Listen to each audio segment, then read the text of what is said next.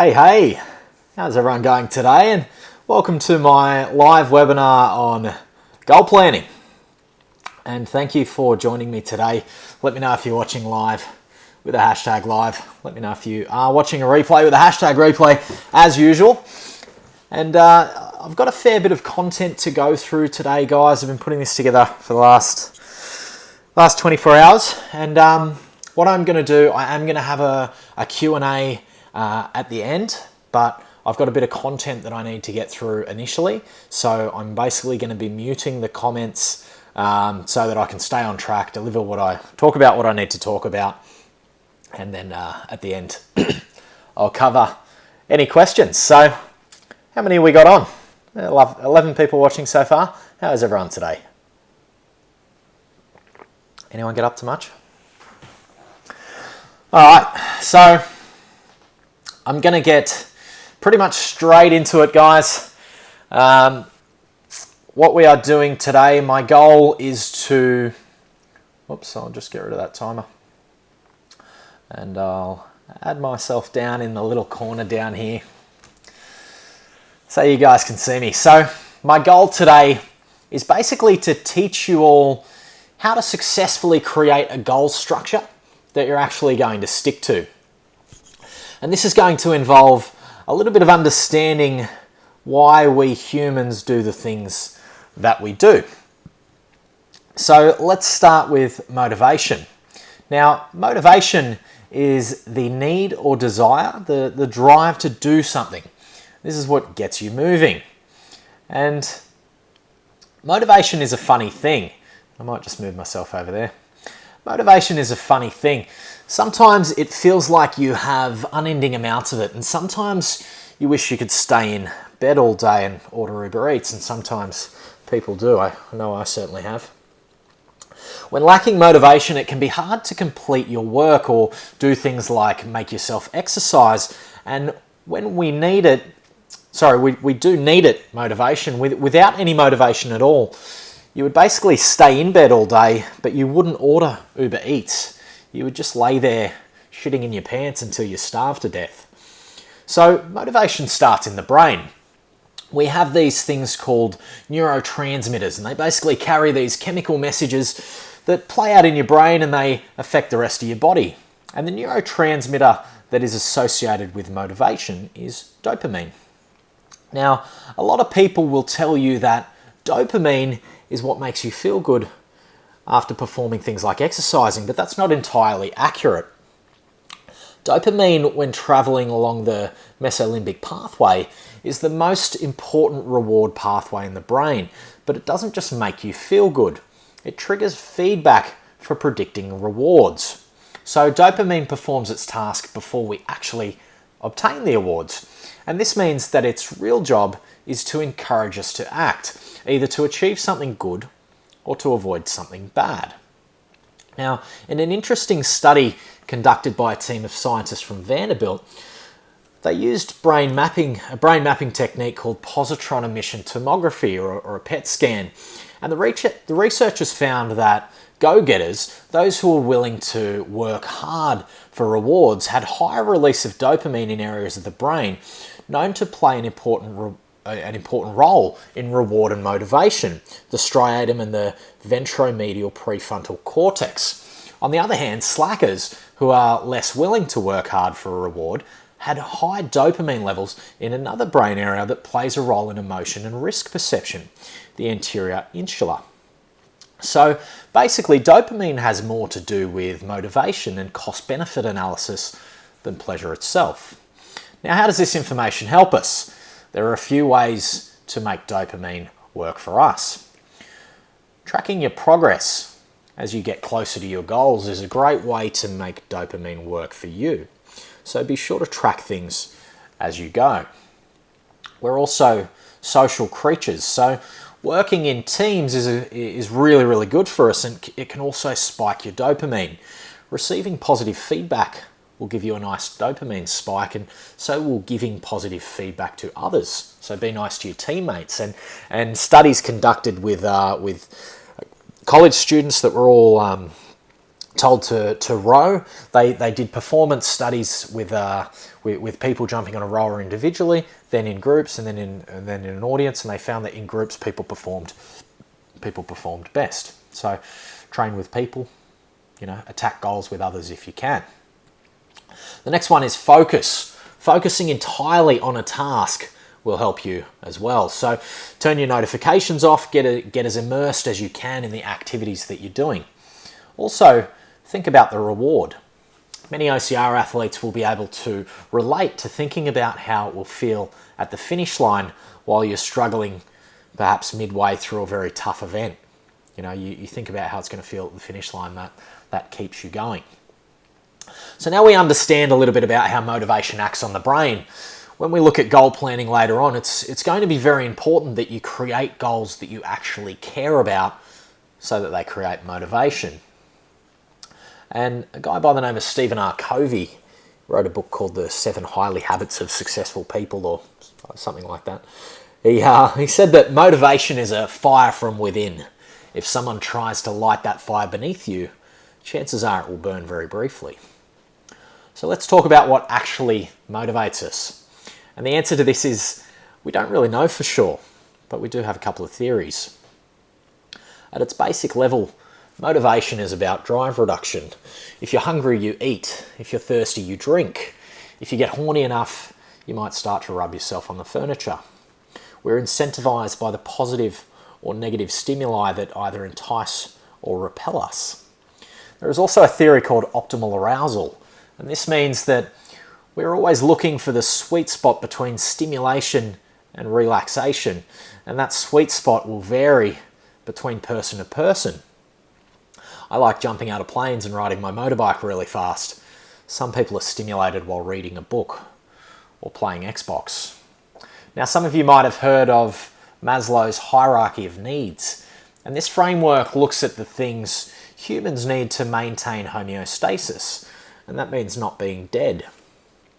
And it's organised in order of importance, the bottom being required the most, and at the base of the pyramid are the most basic physiological needs. This is air, food, water, shelter, sex. This is the stuff that is essential to survival. After you have the essentials taken care of, you can begin to focus on things that keep you safe, like security. Employment will give you resources and stability, the ability to care for yourself. Next on the pyramid is love and belonging. We are social creatures, and without a sense of connection, we suffer greatly. This is why solitary confinement in prison is one of the worst forms of punishment. This is also why you feel so happy when you find your tribe, people who hold the same values as you and enjoy the same things. After you have all of these covered, you can begin to focus on yourself, your self-esteem, your respect, your freedom, and your status. Right at the top of the pyramid is self-actualization, which is the desire to transcend, to become the very best you that you can be. The order of this pyramid is important. If you don't have anything to eat and nowhere to sleep, you probably aren't too concerned about finding a community of runners to join.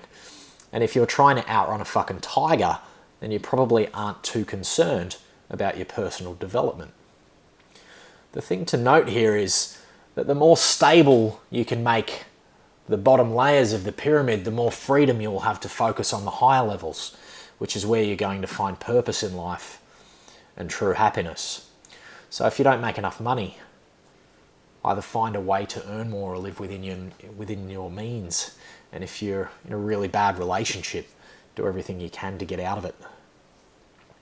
So I really like this pyramid, but there are inconsistencies going from person to person, depending on your culture, how you were raised, your education. Different people's priorities will vary. So how do we use all of this information to help yourself? Understanding what you need and what you value will be a huge help when creating goals that you, the individual, will be able to stick to. And, sorry, my iPad's just gone to sleep. Why set goals? We set goals to plan, motivate, and guide tasks through to completion. either individually or in groups. And there are three types of goals. We have outcome goals. These are the results. This is the big picture. This is where you want to end up. We have performance goals. These are the standards required to meet the outcome. These are the standards you need to stick to get to the results, to get you to your outcome goals. And then we have process goals. Now these are behaviors required to hit your performance goals. So this is at a behavioral level. These are your habits, and you need consistent habits to maintain performance, and you need consistent performance to achieve results. So to give an example of this, let's plug a specific goal into this framework. Let's say you're a beginner to OCR and you want to run a burpee-free race. So the outcome is, let's say, run a 10-kilometre burpee-free obstacle race. Let's say Spartan race. So the outcome, run a burpee-free race. To do that, you're going to need to run unbroken for 10 kilometres. You're going to need to complete all obstacles. You're going to need the right level of strength, of grip strength. You're going to need to raise your body strength. You're going to need your fitness. And you're potentially going to have to decrease your total body weight. Now, this is a good end goal. A lot of my clients have this goal. But it doesn't give you a plan. It doesn't give you any way to action this. We don't have a plan to get there. So let's look at the performance. Let's look at the standards that we may need to reach, or the standards we may need to maintain to reach this desired outcome. So at a performance level, we're going to need to build aerobic capacity. We're going to need to increase our running ability and leg strength through a sustainable running program using progressive overload. We might need to perform, say, 2 grip workouts, 2 pulling workouts weekly to develop that upper body strength needed. We're going to need to learn and practice obstacle techniques, potentially weekly, maybe monthly. And we're also going to need to eat within a caloric deficit for sustainable fat loss. So the process, the habits, and I'll just move myself up here, to achieve this outcome, to achieve these standards, we need to change our habits. So we may need to start exercising consistently. We may need to start eating better. We may need to follow a fitness program, manage our time better. We need to change our habits. So what is really important is that while you should always remain aware of the overall goal, which is the outcome, you should always be breaking the goal down into smaller goals that you can focus on. And this is sometimes known as the Swiss cheese method. Now, I come from a project management background where I used to run large-scale logistics operations that would happen over weeks. They would use hundreds of trucks, hundreds of employees, and when you look at the project as a whole, it is overwhelming. So you break it down into its individual parts to work out the scope of the job. That way you can quote and allocate your resources effectively. And this process is the same for pretty much any goal.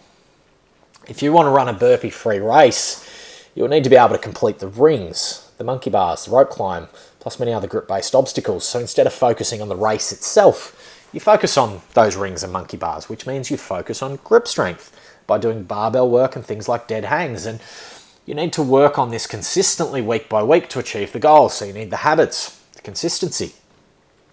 Another really popular framework for goal setting is called the SMART method.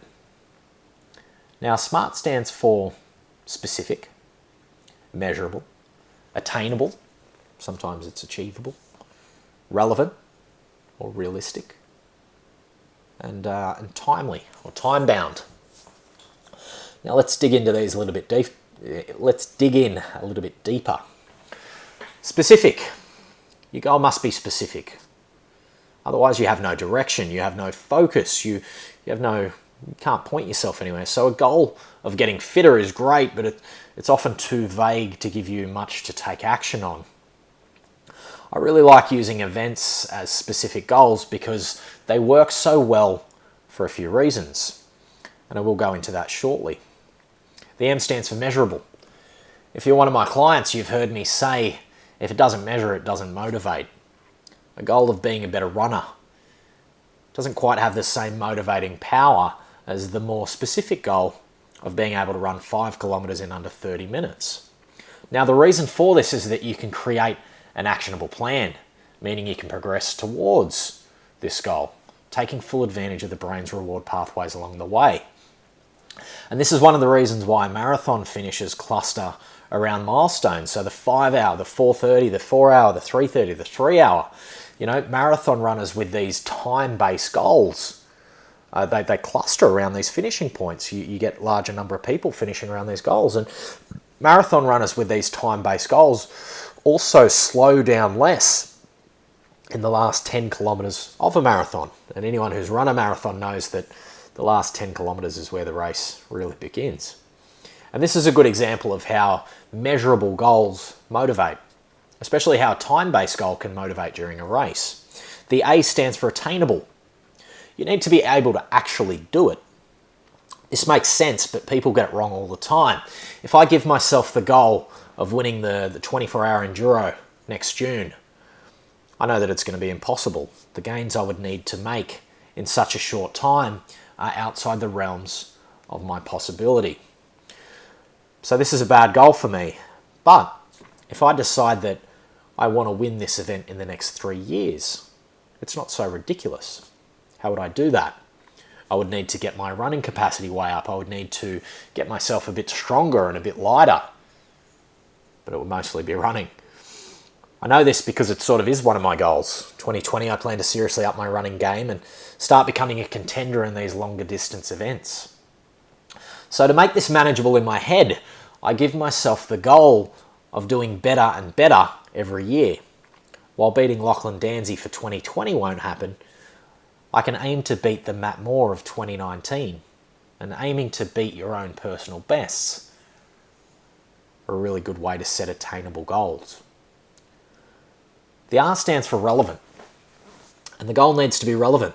It has to line up with your values and your larger goals. If you say create a goal to lose a lot of fat, but you really strongly value overeating comfort food, you're going to have some problems.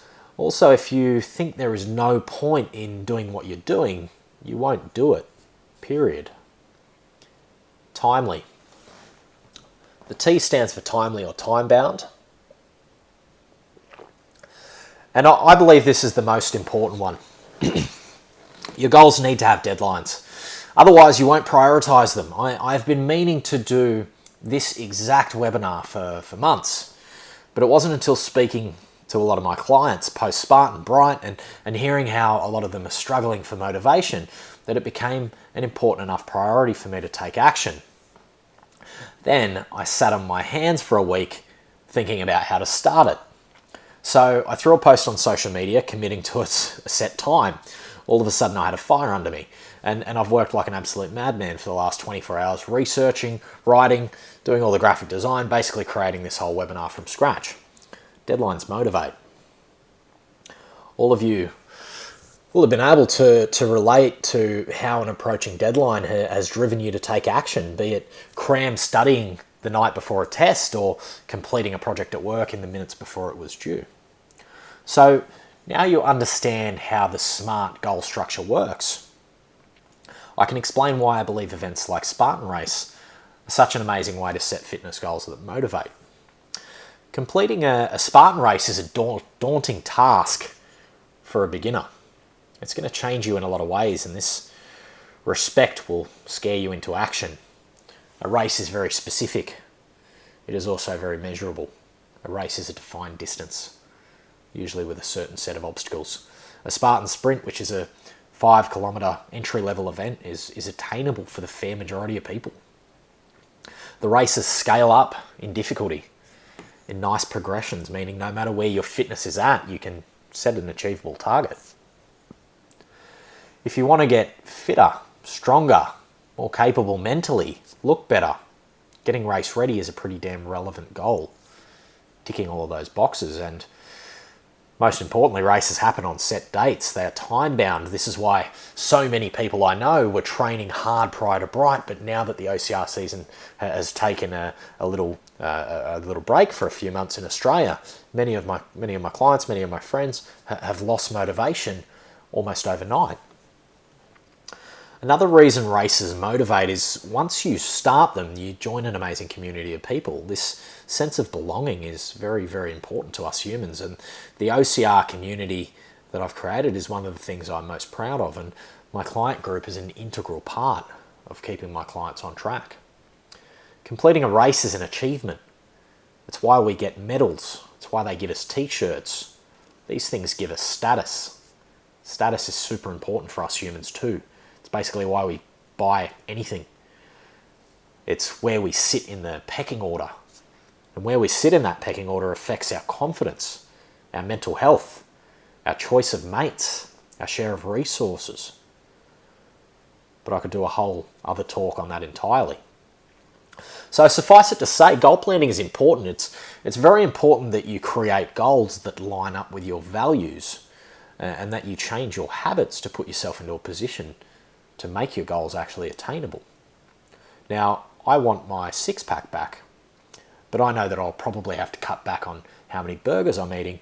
So right now, I have an internal battle of values happening that right at this second, eating burgers seems to be winning. So what I've done to help you all out, guys, is I've created a goal planning document that I'm going to be offering free to anyone who wants it. Just comment yes below in the comments and I will contact you afterwards and I will send it through. But one thing that I want to leave you all with is accountability. This is very important. Accountability is what keeps us on track when we're feeling particularly unmotivated, and if you want success, you're going to have to leverage one or more forms of accountability to keep yourself on track. My goal planning sheet will guide you through creating a few layers of accountability, so do remember to comment yes below if you do want it. Accountability comes in a few forms and some are way better than others. Carrot and stick, you would all be familiar with. This is the perform well and get a pay rise, perform poorly and get fired. If you ever turned up to one of my face-to-face PT sessions late, you were doing burpees for every minute that you were late. This is called extrinsic motivation, and you can see in the picture here, it looks like this guy's definitely getting this stick. That doesn't look like a good performance review. And this is called extrinsic motivation. It means that it comes from an external source, and this works pretty well as a short-term motivator, but it isn't so good over the long term. Also, as a side note, studies conducted in business have shown that carrot and stick works quite well for process type jobs, tasks that don't require too much thought, but they actually decrease motivation for creative type tasks, which is super interesting. The better way to motivate is through intrinsic motivation. This means the motivation comes from within, and this is what Stephen Covey was talking about. These are things that you're actually passionate about. This is why I can spend 24 hours working on a webinar teaching people how to get better at obstacle racing, because it genuinely brings me joy to see my clients succeed. You don't have to motivate yourself to do the things you love. The fire comes from within. And I believe that every single person has a job that perfectly suits what they like and what they don't like. You know, so many people spend so much time in jobs doing things they don't like while they spend so much time on their hobbies instead of trying to create a situation where they're performing their hobby as a job. For me, the very best way to create accountability is to make things social, and this is me personally. If I want to run more, I create a public event inviting others to come and run with me. And this does a few things. Number one, I'm making a public declaration. I'm making a public commitment to doing something. Number two, I'm making it social. And this means that I turn up.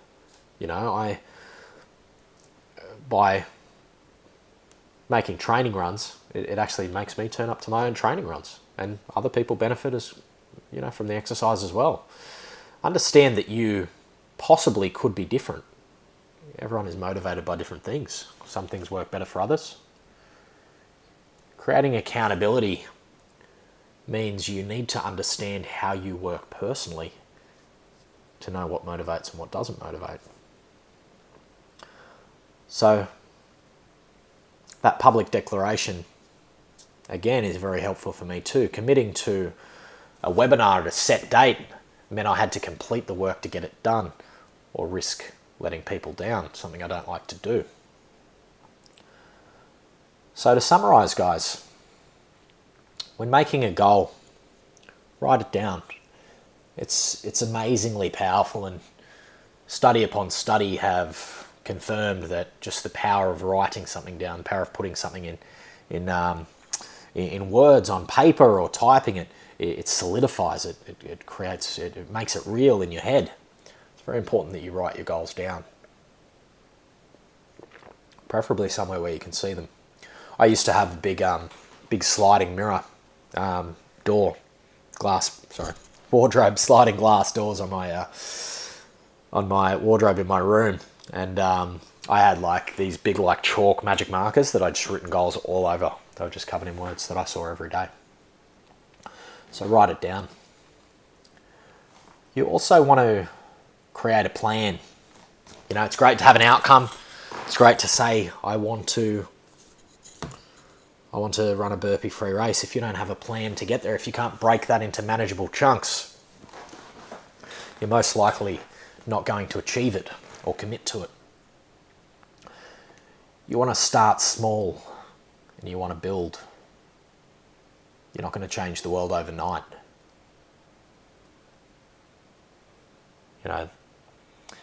It's going to take time, guys, to get where you want to be. So you need to never measure yourself up against anyone else. You need to measure yourself up against you, or who you were yesterday. That is a better way. So start small, build, see how far you've come while you're thinking about your progress, not how far do I still have to go. It's going to keep you motivated a little bit better. Make it public. Publicly commit to this. This is powerful if you want to do something like remove a bad habit. If you want to quit smoking, quit drinking. Announcing it on your social media, you now have to complete that, otherwise you go back on your word. We don't like doing that. So make it public, publicly commit. It's very powerful. Make it social. Join a running club, a gym, an online community. If you have business goals, try and find a tribe of business people. Try and find some mentors. I've said this many, many times, who is in your herd will determine your results. If you surround yourself with drinkers, you're probably going to be drunk a lot. If you surround yourself with people who are going running every weekend, you'll probably get better at running. And lastly, guys, create good habits. Consistency is key. And motivation is not an unlimited resource. Your habits are your brain's shortcuts. So if you can get yourself into a very good habit,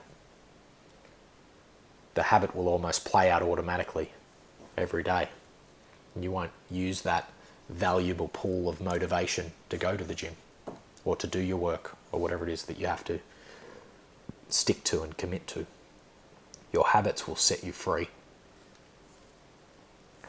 So that basically summarizes, guys. Hopefully that's brought you guys a lot of value, and you're very welcome to begin asking questions now. I'm going to go through and check, and as I did mention, if you do want a free goal planner to get yourself back on track for 2020, comment yes in the comments, and I will get to everyone's comments and send it through. So let's get rid of that. Cool. So what I'll do now, guys, I'll start going through some comments. Let's see what everyone's saying. Had a couple of guys jumping on live. Jezza, Ads, Funs, Carlos, how's everyone? Matty Probes, Tash, Kami, hey Kerry, Mike, Jim. How you going, Bull? If anyone didn't catch my chat with Bull last week, it was really, really good, guys. I highly recommend you go and watch it. It's 2 hours long, but we covered so much good stuff, and Bull's an absolute legend. And I will be going live tomorrow afternoon with Monica Holmwood, who is arguably probably Australia's, well, probably not even arguably, she's Australia's best OCR racer, female OCR racer. So definitely worth tuning in. Kami, I'm the worst at setting goals, but I'm so competitive that I'll absolutely kill myself to achieve what I want. If you can get yourself into a habit of goal planning, or at least creating a system where you sort of have that accountability, the reason goals are really important is because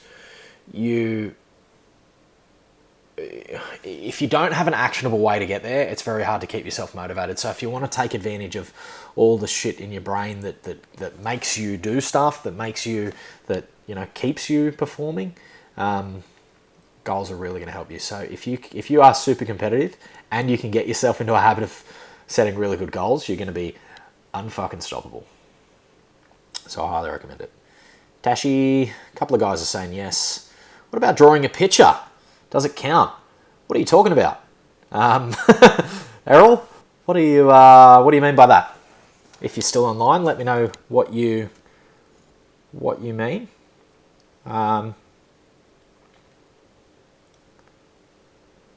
Luke's told me that he's only caught the end, but sitting down and getting serious, man. I really recommend you go back and watch this from the beginning. I tried to throw a heap of useful information in there. It's really worth a watch. I will repost this in the client group later, man, so you'll be able to catch it there.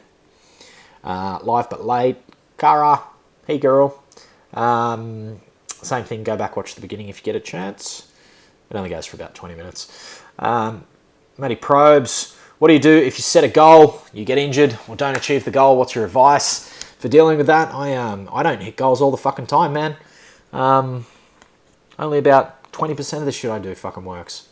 And I'm talking a bit like from a business sense. I set myself a lot of crazy goals. Some of them I don't get to, some of them I do get to. If you're not failing at things, man, you're probably not setting your own bar high enough. So what you need to do, if you want to set a goal that's achievable, that's sort of just on the outer limit of what you think is possible, that's gonna motivate you. If you have a spanner thrown in that works through an injury, you just have to move the goalposts. Like, if your goal is to get better at running and you break your fucking leg, guess what's going to happen to your running goal? You're probably not going to hit it, not in the time frame that you wanted to. So you need to, goals are very important. It's very important that you do this stuff, but it's very important that you are adaptable enough to make changes as you have to. So just roll with the punches, dude.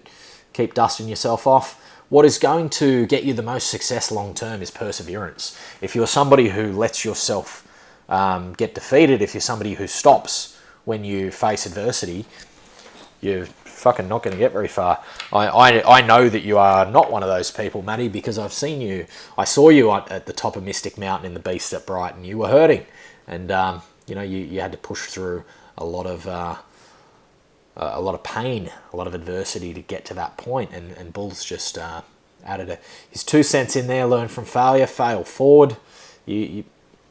Some people say there's no such thing as failure. You either win or you learn. It's a good way to think about it. So, woohoo for Monica. I'm looking forward to it too. So it should be a good chat. Adam Turner, how's the weather up in sunny Queensland, my man?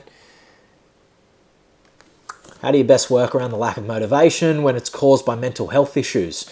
All right, so this is going to be an interesting one. I'm going to try and bring this up on my iPad because I did touch on this, and I don't know if you saw the whole talk ads, but basically what we've got here is this hierarchy, right? Maslow's hierarchy of needs. I'm just going to see if I can make that a bit bigger. Just bear with me.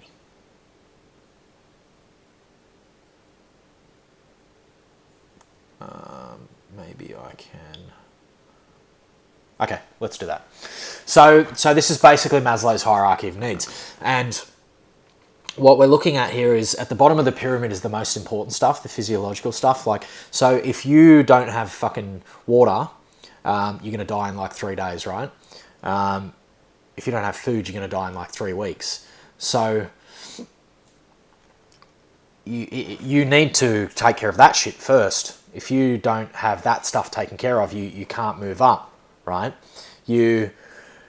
Once your physiological needs are taken care of, you have your basic needs covered, you can start looking at getting yourself secure, getting a job, getting your employment in line, getting financial security, all of this type of stuff. When you keep moving up, you start getting belonging, you start getting friendship, intimacy, love.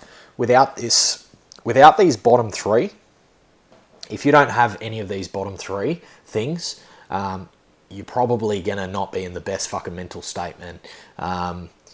The more stable you get these layers, the better your fucking life is going to be. And a lot of people who know me know that years ago I was not in the best place. I had all my needs covered. I had a good job. I earned good money. I was in some terrible relationships. I wasn't looking after myself. I was taking drugs. I was drinking. I was fucking out of control. And I didn't have any purpose or any fucking sense of meaning, or there was no reason why I was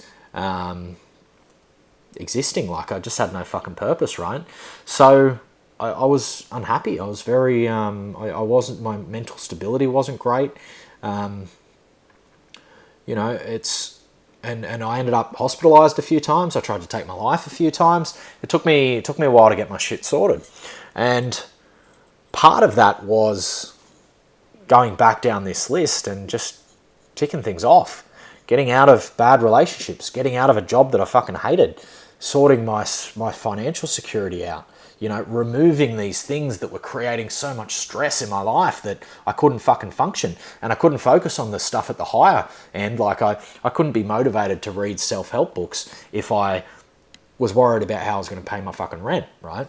So a lot of mental health, not all of it, and I'm not a psychologist, or don't get me wrong, but a lot of the problems you're going to have are because you don't have the bottom layers of this pyramid solidified. So if you want to transcend, if you want to be the best you can be, if you want to achieve all these amazing fucking goals and have purpose in life, you need to sort your shit out. You need to clean your own backyard, and that's gonna really help you. Basically, it's sort of the same sort of idea as if you get injured. Say you're trying to run and you get injured, you need to rehabilitate that injury before you go back to running, because if you keep trying to run with that injury, it's going to be worse. Your mental state is the same. If you have problems mentally, then you need to address the root cause of those problems. Be that getting the help you need, sorting your life out, fixing the bad relationships you're in, the jobs that you hate. Trust me, if you have mental health problems, there's definitely parts of your life you don't fucking like. Start fixing them. Start fixing them one at a time. Won't happen overnight. It took me years, but trust me, it's worth the effort in the long term. Sorry, I just went off on a bit of a tangent. Yeah, get a goal plan. Carmi, look, it doesn't mean you have to train in a gym. You need to find what motivates you. You need to find what gets you going. It's different for everyone. If you can't find the ability to motivate yourself, get help. This is why coaches exist. This is why coaching is such a big fucking industry, be it personal training or be it business coaching. There's coaches for pretty much anything because the power of coaching is fucking unbelievable. Tiger Woods has a golf coach, even though Tiger Woods is a much better golfer than his golf coach. So it's that accountability. It's that somebody being able to critique. It's being accountable to somebody else that is really, really powerful. So, you know, if what you're doing isn't working for you, change what you're doing. I think Einstein said the definition of insanity is trying the same thing over and over and expecting different results. So, yeah, Jimmy Bullard, don't get disillusioned from your failure. No plan, no fail. No plan, no success either. Had a few storms. Cool, man. Blue steel. I don't know. I haven't seen Zoolander for a lot of years. I can't remember what blue steel looks like. Appreciate their honesty and vulnerability. Pleasure. Everyone has their journey. Anyway, I have the goal of going to Sparta, Greece as a goal. I just fucking forgot how to read. Sorry, Maddie. As a goal, as a result of the email reaching our trifectas, yes, I'll be going. I will be in Sparta. That's the plan, unless something goes dramatically wrong. Depressive issues. Sure, you reach out, build a network of people who will check on you. Some days there is no motivation, you're paralysed. If you can own the mental injury, you can work through 100%. 100% bull. I got out of my problems through the support of others. And this is the third thing on that pyramid, man. It's fucking belonging, it's friendship, it's intimacy, it's family, it's love. If you don't have those fucking things, you are not in a fucking good place.